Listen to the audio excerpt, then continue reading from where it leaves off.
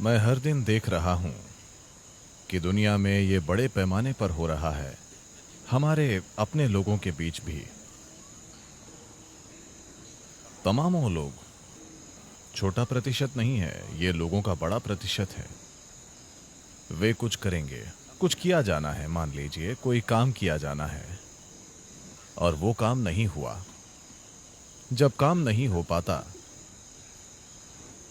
तो पहला विचार आएगा, उसकी वजह से ये नहीं हुआ, इसकी वजह से ये नहीं हुआ। लेकिन हमने काफी हद तक अपने लोगों को ठीक कर लिया है कि अब वे किसी पर उंगली नहीं उठाते। आप देखेंगे कि तमामों लोग किसी आध्यात्मिक कारण की तलाश करेंगे, काम क्यों नहीं हुआ। पता नहीं सद्गुरु क्या हुआ, हमने सब किया और ठीक से किया।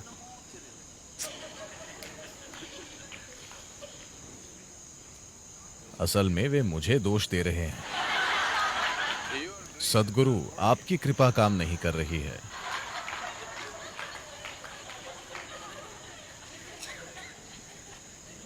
पहले दिन से, इनर इंजीनियरिंग के पहले दिन से यहां तक कि फ्री परिचय सत्र में भी केवल एक चीज जो हम आपके सिर में डालने की कोशिश कर रहे हैं, अगर कोई चीज काम नहीं कर रही है तो जाहिर है कि उसे ठीक से नहीं किया गया है।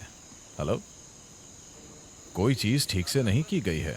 हो सकता है कि आपको अभी वजह पता नहीं है, वो मुद्दा नहीं है, पर कोई चीज काम नहीं कर रही है, कोई चीज ठीक नहीं हुई है, जैसे होनी चाहिए थी वैसे नहीं हुई, तो जाहिर है कि हमने कोई चीज ठीक नहीं की।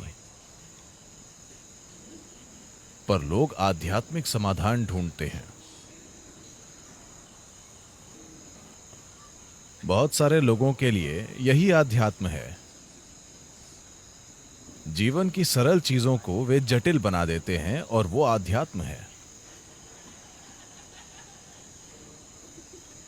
नहीं नहीं, आध्यात्म का अर्थ है सबसे रहस्यमय चीजें जो आप अपनी 5 इंद्रियों या अपनी बुनियादी तर्क के माध्यम से समझ नहीं सकते, उन्हें काफी तार्किक रूप से उपलब्ध कराना, ये आध्यात्म है। पर सरल चीजों को अनुपलब्ध और आध्यात्मिक बना देना किसी भी तरह का आध्यात्म नहीं है। तो आपको यह समझना चाहिए कि अगर आपके काम में टकराव हो रहा है, अगर टकराव है तो जाहिर है कि आप सैंडपेपर हैं। आप सैंडपेपर जानते हैं। मैं उनसे आपको एक सैंडपेपर देने के लिए कहूंगा, एक छोटा टुकड़ा। रोज जब भी आपका किसी से टकराव हो तो बस अपनी त्वचा को कहीं पर थोड़ा रगड़ दें। तो अगर आप खुद को जल्दी ठीक नहीं करते तो आपकी कोई त्वचा नहीं बची होगी। जब आपके पास कोई त्वचा नहीं बची होगी तो आप कुछ भी नहीं छुएंगे, आप नहीं टकराएंगे, आप टकराव की तलाश नहीं करेंगे, आप आहिस्ता चलेंगे। मान लीजिए आपकी त्वचा नहीं होती तो आप कैसे चलते? आप ऐसे चलते कि एक छोटा सा पंख भी आपको न छुए, इस तरह चलते हैं ना, क्योंकि अब हर चीज में दर्द होगा। अगर आप वैसा इलाज चाहते हैं तो हम कर सकते हैं, वरना पहले अपने होश में आइए। टकराव हो रहा है यानी जहां भी आप जाते हैं टकराव हो रहा है, तो जाहिर है कि वजह आप हैं। टकराव कम करने के लिए आप एक सरल चीज कर सकते हैं। मैंने आपको कई बार कहा है पर आपने बात नहीं मानी। आप एक दिन में या एक घंटे में या एक मिनट में, or in a minute, how many words per minute are you uttering? Bring it down to 50%.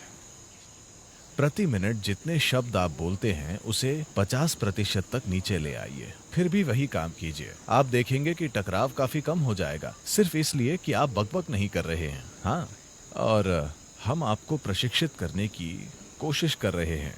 आप जो भी देखते हैं, चाहे आप किसी आदमी, औरत, बच्चे, गाय, गधे, गधे को भी आपको नहीं। फिर टकराव कैसे नहीं होगा? टकराव होगा। तो सिर्फ जब सद्गुरु यहां हैं तो इस तरह, बाकी समय इस तरह, ये काम नहीं करेगा। इसे खुद के अंदर लाइए, सिर्फ एक प्रतीक के रूप में नहीं, वास्तव में। तो टकराव दो प्रकार के होते हैं, एक आपके भीतर, बाहर सिर्फ ये एक अभिव्यक्ति और एक परिणाम होता है। तो इनर इंजीनियरिंग की पूरी चीज का मतलब सिर्फ इतना है कि जब आप यहां बैठते हैं तो आप बिना किसी टकराव के यहां बैठ सकें। अगर आप यहां बिना किसी टकराव के बैठ सकते हैं तो बाहरी टकराव भी कम हो जाएगा। पर जब आप किसी सैंड पेपर से मिलते हैं तो कुछ टकराव तो होगा। सैंड पेपर होते हैं, हेलो, तो जब आप एक सैंड पेपर से मिलते हैं तो टकराव तो होगा, वरना कैसे ये होगा। तो आमतौर पर हम सैंड पेपर से जितना हो सके बचते हैं, पर कभी कभी हमें उनके साथ काम करना पड़ता है।